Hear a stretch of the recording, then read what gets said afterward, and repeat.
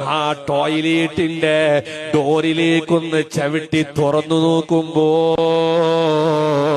മുഅ്മിനീങ്ങളെ ടോയ്ലറ്റിലാണ് അദ്ദേഹം മയ്യത്തായി കിടക്കുന്നത്.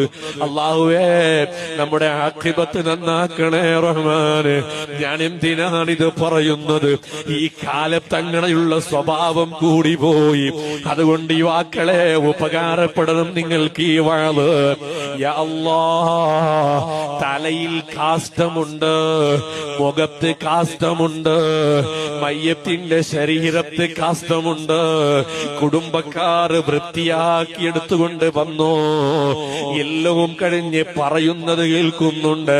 ആ വ്യക്തിക്കൊരു സ്വഭാവമുണ്ടായിരുന്നു. അത് പള്ളിയിലെ ആലിമീങ്ങളെ അങ്ങാടിയിൽ ചെന്ന് റോഡ് സൈഡിൽ ചെന്നിട്ട് കുറ്റം പറയുകയാ, തെറ്റ് എണ്ണി പറയുകയാ,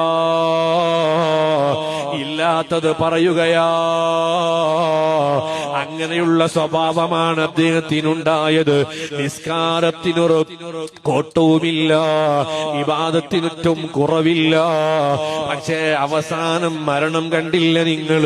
നമ്മുടെ ഈമാൻ അല്ലാഹു സലാമ